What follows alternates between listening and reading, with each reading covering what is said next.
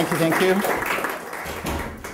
First, let me take this opportunity to thank Meta Spencer and a number of other colleagues, Brian Eelhart and Paul Hammer, Chandler Davis, and Peter Bayston for first inviting me and arranging for this vital discussion on human security. What I'm going to talk about today is part of an ongoing book project that I have. And I thought instead of talking about the evil empire in Iran and the Islamic Republic and reproducing a lot of the cliches about Iran, it would be to give you a different way of thinking about Iran and the Middle East. And my sense has been to liberate sort of humanities and social sciences from the tyranny of politics, contemporary politics that it really shapes the way you read history, you recount history, and forecast the future. So I wanted to do something different. And also I wanted, along this line first, thank the University College Health Studies Program, Canadian Pugwash Group, Voice of Women for Peace, and also Science for Peace, of course, the key organizer of these vital discussions on human security. And since this has been organized by Science for Peace, I wanted to think a little bit about science and science of politics, not political science. That is too contemporary oriented and really is responsible in many ways for the production of stereotypes. Science of politics, I have in mind the science that underpins our conception of politics. And linked to human security, I want to give an account that shows the conception of Iran from the early 19th century as a mother. And then politics being taking care of mother. And in the cases, in the pictures that I will show, Iran was imagined as a 6,000-year-old mother about to die. And this was by late 19th century. So the question is, if Mother Iran is about to die, what do you do?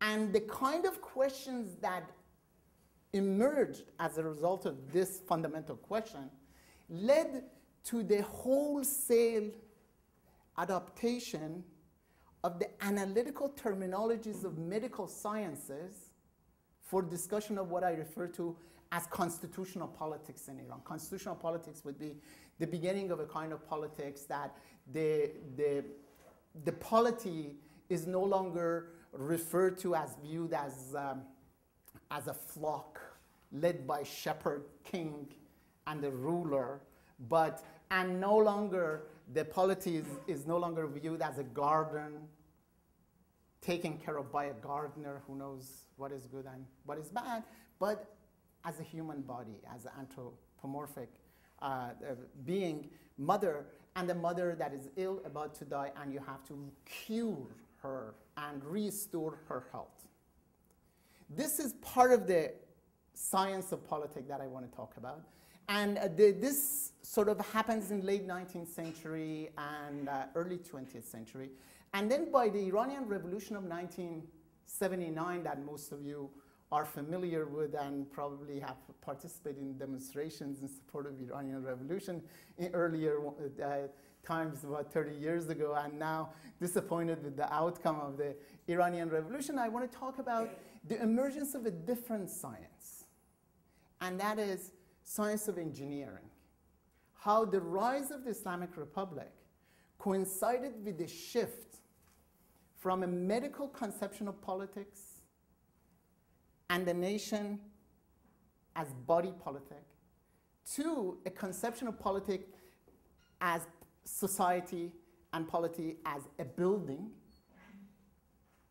that is sort of disintegrated, needs restoration, rebuilding, a new building, and the building of Islamic society, an underlining building, and how this has led to the emergence of the political language of engineering. And the kind of Islam that is dominant, has become dominant in Iran since the revolution, uses wholesale the language of modern engineering. So I want to show this. But going back a little bit, let me show a few of these images. Unfortunately, I had my images on a memory stick, and the one that I'm showing here is not very, they're not all refined. But you see here, for example, this is Mother Iran. This is a physician trying to cure and see what's the problem with Mother Iran. And here is, in this image, you see Mother Iran, Stalin, and then the son wants to take Mother Iran away from the flirtatious Stalin. And she is very sexy. And here, It looked like our notion of Iranian women today. yeah, it is. And here is another image of Mother Iran, where the physician of politics is trying to remove the lices from her hair. Some of these, as I indicated, are repetitive. And here again, presenting Iran as a woman. And embedded in that is all that political language of, or a Mother Iran that is being choked. And then it takes us to this thing that what you see there in Persian says, "Dobare misazamad vatan," I will rebuild you, O nation Iran. And this was done by the very famous Iranian poetess, Simin Behbahani, in 1983 during the Iran-Iraq War. And now it has become sort of like the national emblem, national song of Iran. Iranians, particularly the opposition, sort of recount this. And it has become also used as political campaigning. Again, Dobare misazamad vatan, I will rebuild you, Iran. And this rebuilding has become so hegemonic and mode of thinking, so we have moved from one to the other. So this is the general introduction, and what I want to do is just a little bit more say about the science of the 19th century science of politics, where cholera had become really, not just in Iran, in India, worldwide, had become a serious problem. And in part of this book that I'm working on, I explain how attempt to encounter and resolve the deaths that were caused by cholera led to the emergence of an increasingly centralized state in Iran. Iranian state was really, in early 19th century, was a minimalist state, smallest state that was reduced really to the court. And the court didn't have much sort of intervention in everyday life of people. In villages, you would go to remote places outside of the capital, and the ruler wasn't present. And if it was often delegated, and then the person who had the delegation was, again, would have his home as the seat of the state, and then outside of it, there was no presence of the state. But because of health concern and the death that had been caused, increasingly, the state began to intervene. Human security issues and human welfare issues, the state began to intervene. And again, this is the story of Iran, is really a universal story that many of you who are in the history of science are very familiar with. The states began to clean up streets, clean up roads, and collect garbage, and create indoor plumbing infrastructure for indoor plumbing. And in a sense, Iranian modernity, the way I recount it, has to do with this structural transformation of everyday life that was then linked to the healthy body of individual citizens. And I argue that then there is a shift from this sort of conception of politics and ruler king as a shepherd to a conception of politics that has to do with the children who are all responsible for, they have responsibilities, and the state has responsibilities for them, but they also have responsibilities for the state. And then I argue that how the concept of politics, a very important term, siyasat, was transformed from punishment to politics as the right to participate. It was punishment when the king was the shepherd, and the sheep that would go outside of the boundaries and would hazard going too far away would be sort of punished as a way of keeping the flock together to one of political participation, and linked intimately to the rise of this concept of constitutional politics and citizens with rights, with responsibilities, is linked to the restoring of the health of Mother Iran. And then what is really important in a bigger story that I give is that Islam also, through this process, Islam goes through a radical transformation. Part of that radical transformation had to do with the kind of epistemic crisis that Islam faced because of cholera, because of the things that increasingly, the kind of practices, everyday practices that were identified with cholera. And one of these had to do with the culture of washing culture, that, you know, ablutions that people do every day for prayers, and within the Islamic tradition there are two types of ablution. There's a major ablution and a minor ablution. Minor ablution has to do with when you want to do a prayer. When you do a prayer, you have to wash, and usually in pre-modern Iranian households, there would be a central sort of place with running water that people would cleanse, and much of the social activities within the household, larger family, would happen through this water place, the site of water, which was sort of a little pool-like place. And then it was by late 19th century that it became increasingly evident that what was supposed to be cleansing, washing, was the cause of cholera and the dissemination of these waterborne diseases.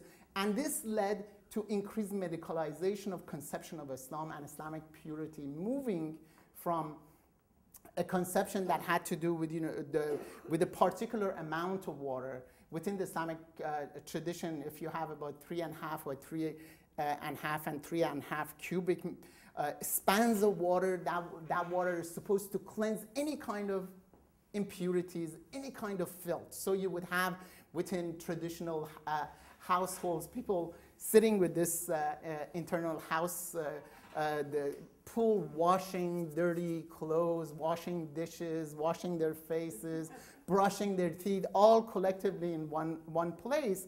And it was there that this was identified with a lot of the illnesses and in the transformation and what I would argue, hygienization of conception of Islamic purity and impurity.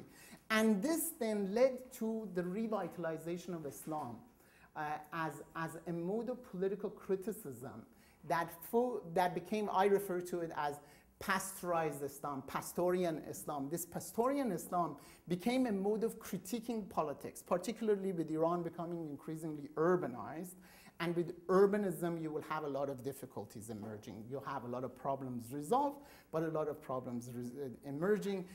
First of all, you know, large population coming to one place and in one small city interacting with one another. A lot of theft would happen. A lot of, you know, sexual encounters would happen that in the small villages would not happen. And then the kind of urban problems that emerged in the 19th century, later part of 19th century, then the clerics used this to refer to the moral illnesses that are being created by urban settings. And then they came to argue that Islam is the cure for all of these moral illnesses, excesses, moral excesses, sexual excesses that people have had. And it was that political language of Islam as a cure for urban moral and spiritual diseases and illnesses that led to that sort of really inaugurated the Iranian Revolution. And the clerics, when they came to power, they were predominantly viewing themselves as physicians, curing the body politics of spiritual illnesses, moral illnesses, and everything else. But it was precisely at that moment when they were thinking about rebuilding Iran, creating a new entity, creating an Islamic society, that I argue in a larger part of this paper that I'm presenting here, that then they imported system engineering architectural political language that had been developed in the earlier decades prior to the revolution with the expansion of urban structures, with urban planning in Iran, with the kind of money that Iran was getting from the marketing of oil. Iran went through this really rapid expansion 3-4 decades prior to the revolution. Universities expanded, and because of the development projects that the Iranian state had, a lot of students were sent all over the world studying engineering, studying medicine, but increasingly, because of the developmental projects, many of the Iranians who were sent all over the world to study, they studied engineering. And many of you, I know Chandler knows some Iranian scientists and maybe engineers that you know from the decades prior to the revolution. When I first came to the United States, I went to University of Texas at Austin with my brother. My two brothers were going to school, and the civil engineering department there was known as civil engineering. Civil means mustache. And this referred to approximately 40 Iranian students who were in the engineering school at the University of Texas at Arlington. And this was really the story all over the United States, in Europe, that most Iranians who went to school in 1960s, 70s went there to study engineering. And this was the generation that was also responsible for making the revolution. So the story that, and I'm going to read a little bit of this paper so you get a little bit of flavor of the analytical things. This is written for a very specialist, sort of Iranian history specialist, but then if necessary, I will unpack it. I argue that the rise of Shi'i clerics to power since 1979 Islamic revolution coincided with the political rise of engineers and the ascendancy of engineering schools in Iran. So it wasn't the Iranian revolution, it's not just the rise of the seminary schools, it's also the engineering schools.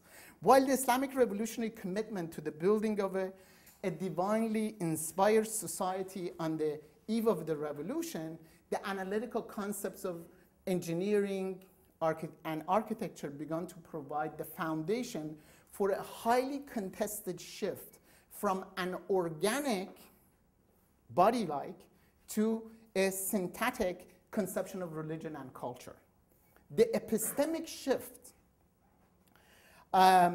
this epistemic shift was intimately linked to the transformation of dissident Shiism to a governmentalized jurisprudence, theology, and teleology. Those of you who might again be familiar with the Iranian revolution, with Shiism, historically Shiism has been anti-state. And with the Iranian revolution, you have for the very first time historically emergence of a governmentalized conception of Shiism, and this is one of the things that I talk about. This process also involved a transition from individuated to institutionalized conceptions of ijtihad, which is religious reasoning, and marja'iyat, which is religious leadership. The religious leadership increasingly became institutionalized rather than being particular individuals to whom you sort of you follow in religious mandates. The Shi'i mujtahids are the religious clerics who were historically distinctive for their autonomy from the state, have been successfully transformed into state bureaucrats and ideologues. So this is again something very new, a new transformation of clerics becoming really like technocrats. As a result of a mutually enabling marriage of convenience between seminarians and engineers, and from another point of view, a marriage of convenience between faith and corporate finance, since the Islamic Revolution of 1979, the rhetoric of engineering has become increasingly hegemonic in the conceptualization, description, and explanation of religion and politics. The unique concepts of cultural engineering, for Persian being Mohandasi Farhangi, religious engineering, mind engineering, soul engineering, and even engineering spirituality, مهندسی معنویت, are expressive of an ongoing figurative transformation of Persian Islamic political language, which since the 19th century had been informed by tropes stemming from medical sciences.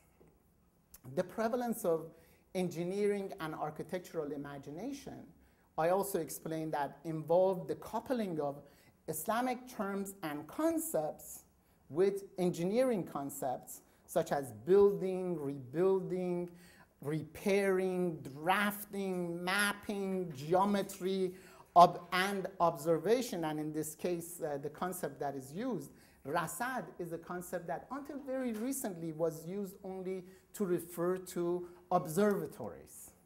So a lot of new concepts, when I present this paper in Persian, a lot of terminologies that are used in Persian to refer to these all are very, very new. They have emerged really in the past 20 years or so.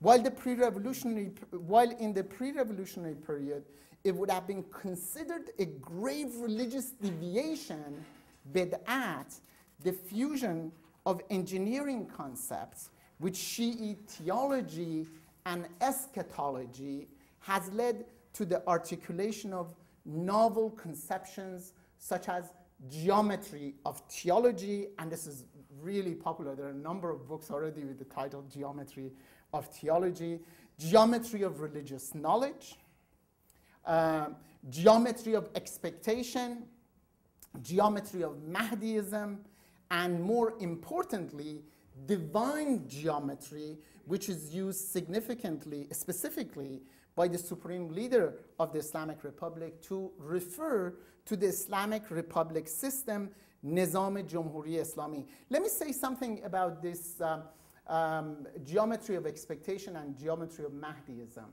These are really two important concepts that have been invented. The geometry of expectation, Hendesiye Intizar, and Mahdiism, Hendesiye Mahdavi. Within Shiism, there are supposed to be what you may call 12 saints.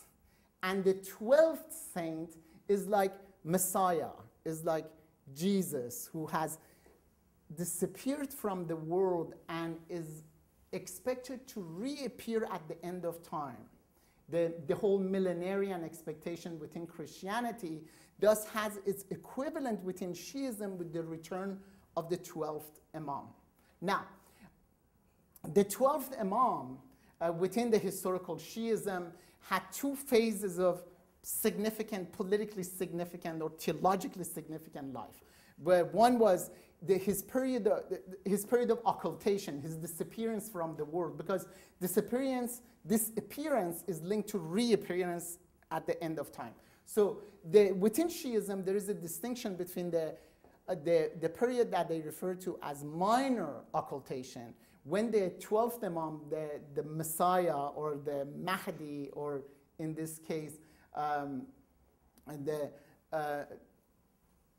Messiah had disappeared from view, but had a number of representative individuals who were in contact with him and would communicate his desires and wishes to the Muslim community. So this is referred to as minor expectation.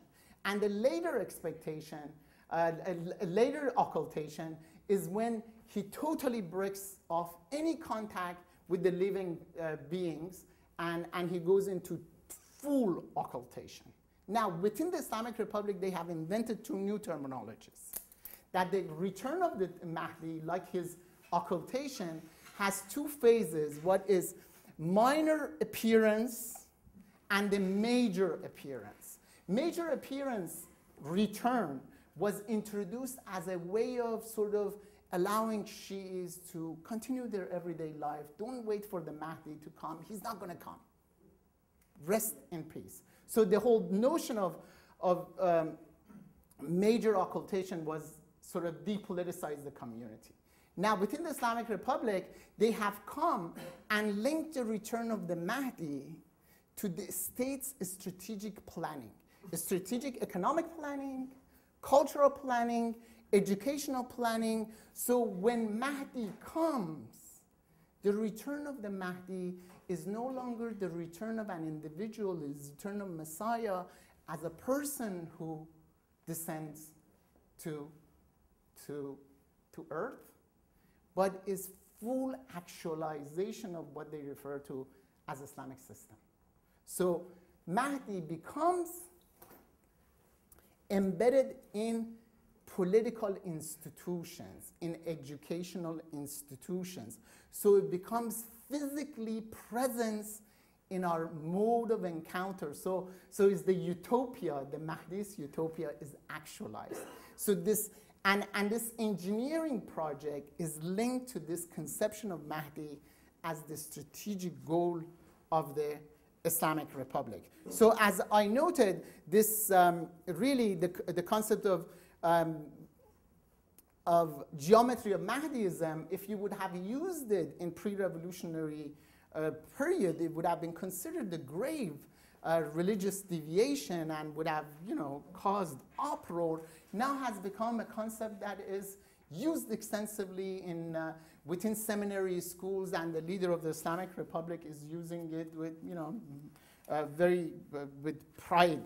And these concepts are also being used with a number of other rapidly proliferating political metrics that involve geometry of politics, geometry of governance, geometry of political competition, and a whole set of others that has to do either with geometry or it has to do with engineering, and it has to do with the engineering of family, engineering of education, engineering of public entertainment, engineering of a sport, and all of these, again, has to do with how to embed Islamic values in this transformation of various modes of spheres of life.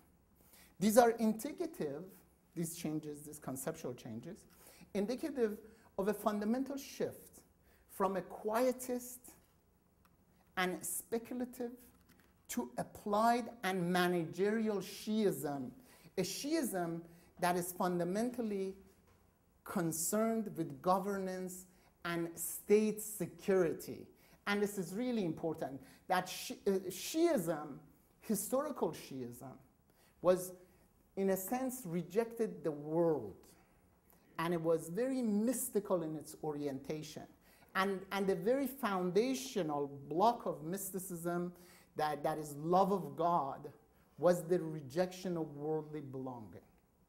And from that point of view was quietist, didn't involve in politics, and it was all, the mode of thinking was highly speculative, and it really didn't have much to do with the governing. But the kind of Shiism that has emerged in a short period of 30 years has all to do with governing, governance, and really the metrics of governing. How do you govern? How do you change society? The Cultural Engineering Project was a systematic response to the rapid Iran-Iraq post-war development. As most of you know, the Iran-Iraq war started in 1980 and came to an end in 1988. During that period, the new revolutionary government had to move from mass mobilization against the Shah's regime to mass mobilization to fight the Iraqi state and the invasion. And at that time, many of the European states were supporting the Iraqi government, and Iran had to really work hard with mobilizing both religious fervor, revolutionary fervor, and trying to sort of protect its nation state. And it's during that period that this engineering terms and concepts became moved from building of urban centers and rebuilding of villages, came and became linked increasingly with security issues, with military and military concern. And one of the really interesting things about the development of this political language, it's about engineering. But it's the kind of engineering that has in mind, underlying everything is security of the state, and how to maintain existing political order of things. So this was, as I indicated, the cultural engineering project, Mohandasi Farhangi, was a systematic response to a rapid post-war expansion of the public sphere and intellectual fervor, a kind of fervor that was increasingly viewed as a turning away from religion, din gorizi, amongst Iranian youth and university students. So when the war came to an end, everyone said, oh God, thank you. Now we can go and have fun. And it was during that period that, first of all, the public sphere expanded quite rapidly. Many Persian journals and sites of public entertainment developed, but also it was a time that people increasingly became fed up with the clerical rule and began to articulate alternative conceptions of religiosity. And this cultural project, sort of, it's during this period that the Islamic Republic begins to argue that now, instead of having a military invasion of Iran, there is a cultural invasion. And this cultural invasion is initiated by United States, by Europe. And again, in early 1990s, it really coincided with this communication revolution that many of us have witnessed, the coming of VCRs and the kind of technology, that the kind of artwork, films, and the things that were in the pre-revolutionary were only available in cinemas, in movie theaters. Now people on their DVD, they could have it and bring it home. So the public culture that was pushed out from the public, now through this communication revolution, was coming to homes. And it was creating a really interesting impact between the experience of living under the Islamic Republic and having access to the pre-revolutionary culture, and also this global, really globalization, communication aspect of globalization, created very vital society, particularly amongst the Iranian youth, who were experimenting with a lot of things. This really frightened the Islamic Republic. And the kind of cultural engineering, so engineering moves from construction, urban affairs, and from war affairs in the 1990s into the maintenance of culture and how to sort of engineer a new culture. And it's by 1992 that, again, there is another element of this cultural dialogue that enters into the political discourse of the Islamic Republic. Most of you are familiar with Samuel Huntington's Clash of Civilizations, and you're also familiar with Francis Fukuyama's End of History. Iranian theologues take these concepts and they argue that the Western civilization, through the clash of civilizations that is happening, Western civilization and Western rationality will come to an end. So the end of history is the end of Western rationality, and now is the beginning of a new age of rationality, a new universalism that is based on Islam. So the question is how to create that new Islamic rationality, universal Islamic rationality that is supposed to replace Western rationality. And the Ayatollah Khamenei, the supreme leader of the Islamic Republic, has come up with a number of concepts. One of them is called Junbesh Narm Afzari, is the software revolution. Software revolution really means not software as computer software, but it means the establishment of a paradigm, foundational ideas that could ground Islamic universalism, universal Islamic rationality. And the people who have devised and written on all of these concepts, particularly this Junbesh Narm Afzari, the software revolution, they are very familiar with Thomas Kuhn's, guess which book? The Structure of Scientific Revolution, the paradigm shift. So they have their eyes in the clash of civilizations, end of history, to a paradigm shift that will end the hegemony of Western scientific paradigm and Western humanities, and introduces something that is new, that is Islamic. And the Cultural Revolution is supposed to transform the everyday life in Iran in accordance with these sort of paradigms that have not shifted yet. the history that has not come to an end yet, but they want to hasten it in the everyday life within Iran. And this really became this Cultural Revolution, and linked to this paradigm shift, moved into alarming stage with the election of Iranian former President Mohamad Khatami. A cleric was elected, brought to office against the wishes of the supreme leader. And the supreme leader saw this development as the rise of secularism. What he argued, and I have gone through a lot of his writings, while the president was a cleric, that the movement that brought him to power, he thought, is deeply secular in content, and that has to be fought. And it was here that he started the whole discourse on cultural engineering. And what is interesting is that the whole constellation of analytic terms, concepts that ground the cultural engineering initially comes, for those of you who are familiar with political theory, initially comes from Althusser's ideological state apparatus. As you know, Louis Althusser is famous French Marxist, was really innovative in a certain ways. He looked into the question of how the ruling class rules. And he came up, he made a distinction with the repressive state apparatuses and the ideological state apparatuses. The repressive state apparatuses like the prison, the military, the police, and forces you through compulsion, through force, to obey. And then the ideological apparatuses are like education, the media, and the kind of things that through consent make you to do what you would otherwise do through sheer force.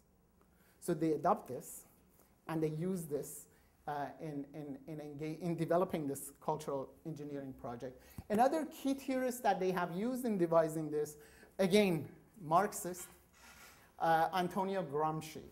As those of most of you know, Antonio Gramsci's key concept was the concept of hegemony. And hegemony is that when one particular ideology, mode of thinking becomes fully accepted through consensus rather than coercion. So for the Islamic Republic, through this cultural engineering project, is that how can we make Islam hegemonic through consensus rather than coercion. And then another person that, let me tell the story of the other key theorist that has been used in the early phase of this cultural engineering is Michel Foucault. And Michel Foucault's analytical power. Like Althusser, like Gramsci, Michel Foucault was interested in analyzing how the ruling classes rule or how power is maintained. Now, the Islamic Republic is using the very same thing, but how can we maintain power in the future? So they use it from analytics of society, analytics of past cultural development into how to develop the infrastructure of a new culture, Islamic culture, that can maintain hegemony over its subject, over its population. And one of the leading clerics who has written on this cultural revolution, he reduces it to a very simple metric, simple formula. He says that successful cultural revolution means to increase the ratio of the velocity to obey over the ratio of the velocity to revolt.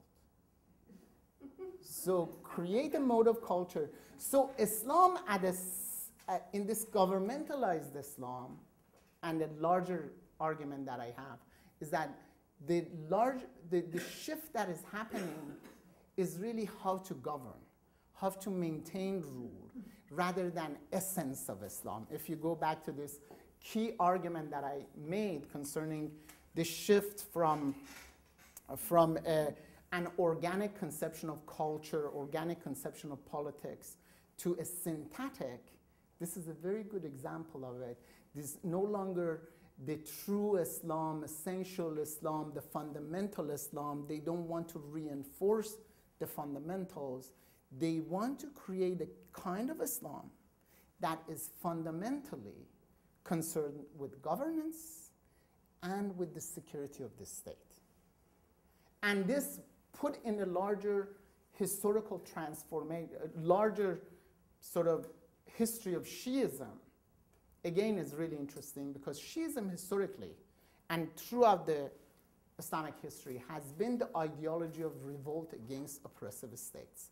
The key sort of grounding ideas for Shiism historically has been this battle of Karbala, Ashura, that the injustice was done to the family of Muhammad, and Shiism has been always concerned with restoring justice.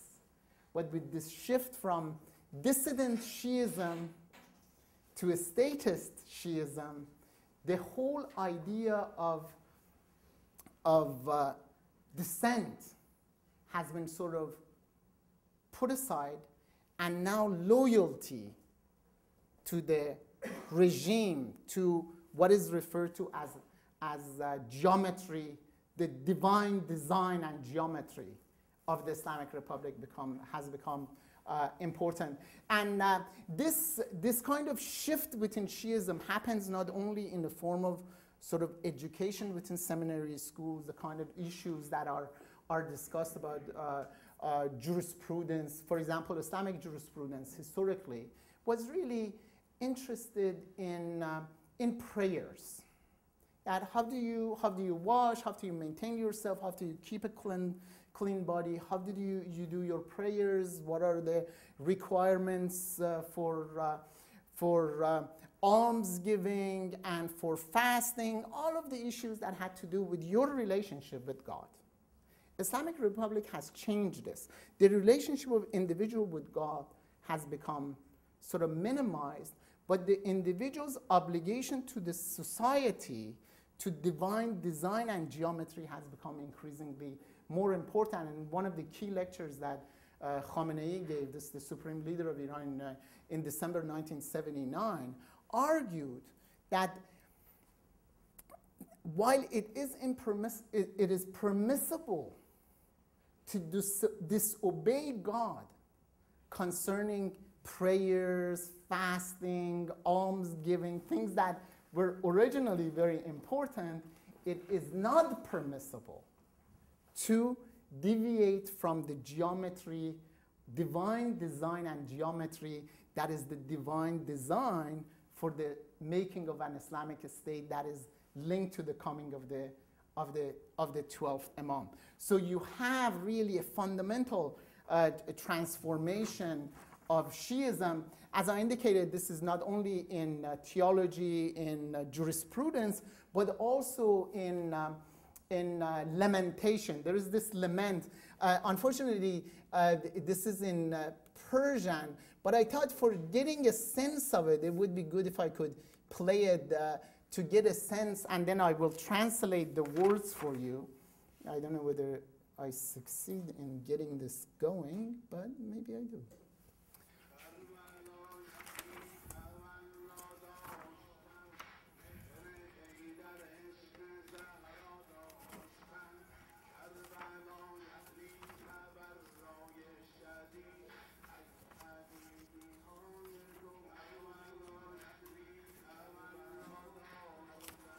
These are sort of lamentation during Ashura, during this period of lamenting the passing away of the third Shi'i Imam.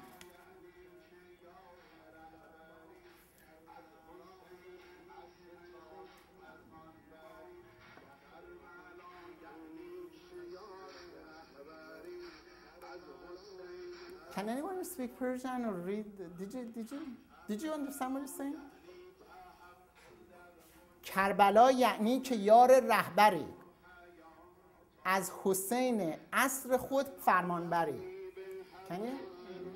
So which means Karbala is this incident in whoops.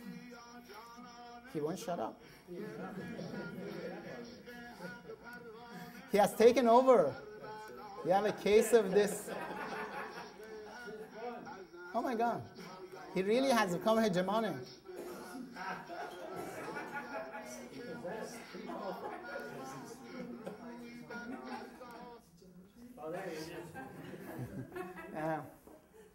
Karbala is this incident where in the 9th century where the third Shi'i saint Imam was killed along with all of his companions. And as I indicated, Shiism as justice seeking always looks back to Karbala as this sort of, as a fundamental paradigm. Now with the rewriting, and dissident Shiism always looked back to this formative phase, formative event.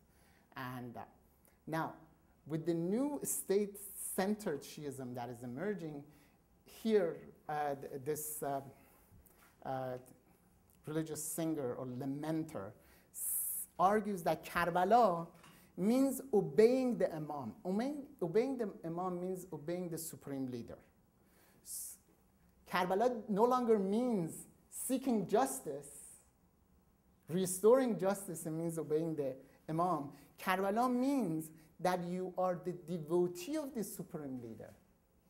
So you have a fundamental repackaging, rethinking of not only Islamic jurisprudence, theology, and everything else, but the repackaging of the things that people perform during the lamentations and things like that.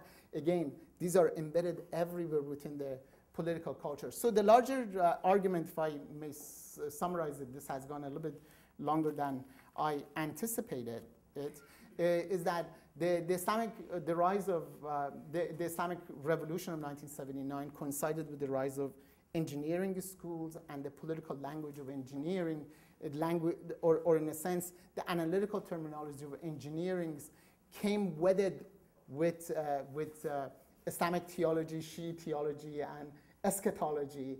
And the Islamic Republic has been responsible for shifting a dissident Shiism, anti-state ideology until 1979 to an ideology that is in the service of the state. And then another part of the argument that I had was that the entire cultural engineering project, which was really a mode of bringing the political language of engineering outside of city plan, beyond city planning and engineering the war resistance into political culture, happens with this argument that Iran is being invaded by the West. And they came with this clever concept. It's called cultural NATO, NATO farhangi, cultural NATO. Says that NATO, as the North Atlantic Treaty Organization, being a military alliance, it also has a cultural component, and the cultural component is to establish the Western hegemony in Iran, and they are attacking Iran culturally. But also the concept NATO farhangi, within Persian, NATO means outfit. So is that the people who are tempted with this cultural sort of innovations and introductions from the West become outfits within the Islamic society. So what is happening in Iran is really complicated. These clerics, the clerics who are ruling over Iran today, are not traditional clerics. They are, I have developed a concept in Persian, is mujtahandes. Mujtahid is an expert, a religious expert, someone who is the source of authority, is like a PhD graduate from seminary school. I have linked it with the concept of engineer, muhandes, so it has become clerical engineer. And really a lot of people who are running Iran today, the clerics, are the people who have had one degree from seminary schools and another degree from engineering schools. And most of the strategic positions within the state are held by these type of individuals. Now, the engineering, as I indicated, engineering is also bringing together faith and finance. Why is finance part of it very important? Because all of these engineering companies link teaching of engineering in schools to students, training of students, to engineering corporations and to corporations that are involved in building roads, building buildings, and sort of contractors, general contractors.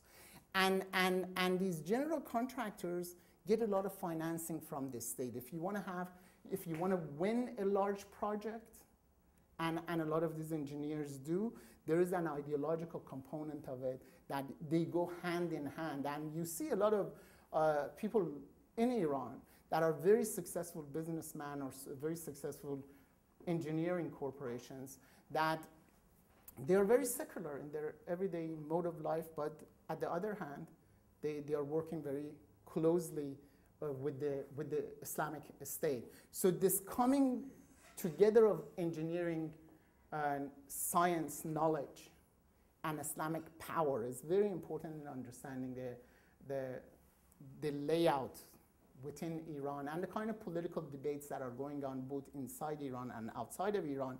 In demonization of Iran, the focus is always on the reactionary nature of the Islamic Republic.